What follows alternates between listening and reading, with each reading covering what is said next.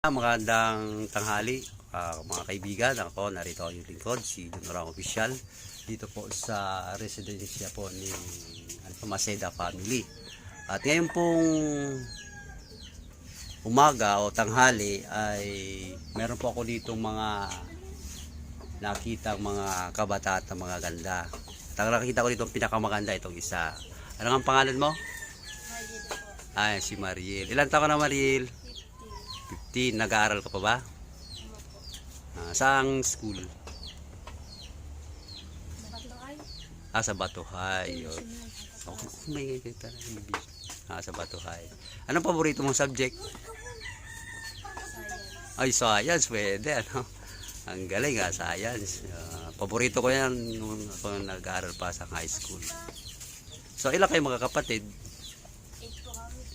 Oh, 8. Ilang babae? Tapos, dalawang lalaki. Si papa mo? Sa anong trabaho? Sa Bambuset. Ay, dito sa Bambuset, ano? Okay, Bambuset talaga kanina.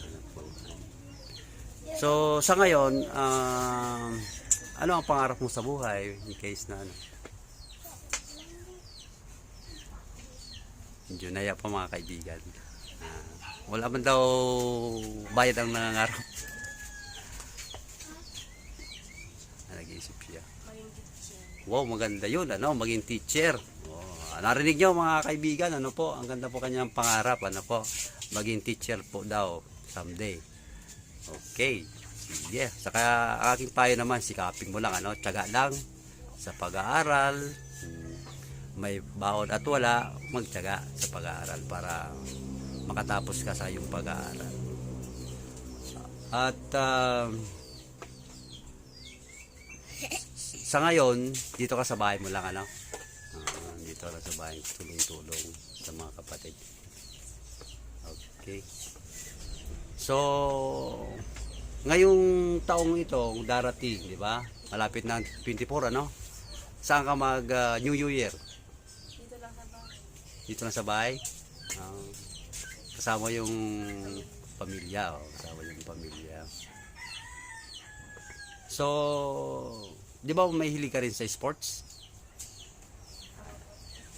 Oo daw. Anong sports ang ano? Badminton. Wow, badminton. Yung pinapalo yung bola, balikan na yun. Ano, badminton. Okay lang, badminton. Sa school yun? Sa school. Ginagawa.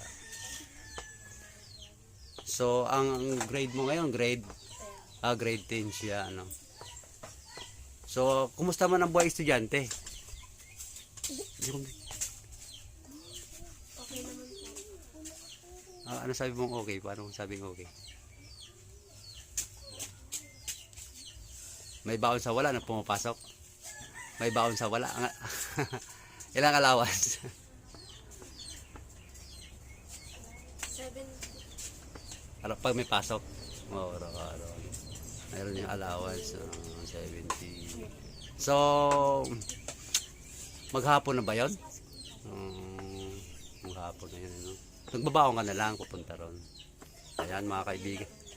Pambili ng ulam. Ayan mga kaibigan, ano? Si Mariel, isang kabataan dito po sa Agos, na talagang ang kanyang pangarap pagdating ng oras ay mag-isang teacher. Kaya magandang pagkakataon nito na nakapanayam ko siya dito sa lugar na ito bilang kabataan. Ang challenge ko lang sa kanya, huwag siyang panghinaan ng loob, discourage, dahil yung pangarap may kasali yung ano, sakripisyo. Pag may sakripisyo, may benepisyo. Tama ba, Mariel? Tari yung huling tanong kay Mariel, may jowa na? Wala pa, available pa lang siya, no? Huwag na muna magjowa-jowa kasi istorbo lang sa pag-aaral mo na, no? Focus mo na sa pag-aaral. Okay, maraming salamat, Mariel, ano? At nahipo ako, gusto ko siyang bigyan ng pamasko, ano? Meron pa ako ditong 100, bibigyan ko si Mariel. Ayan, no? Ito na may regalo ko lang sa iyo, ha? Kunti lang naman yan, kahit papaano. Pero, tinatanggap pa naman ito hanggang ngayon, eh. Ayan, no? Ano masabi mo? Thank you po. Ha? Thank you po sa pagbigay. Thank you daw sa pagbibigay. Okay. Sige, hanggang dito muna mga kaibigan.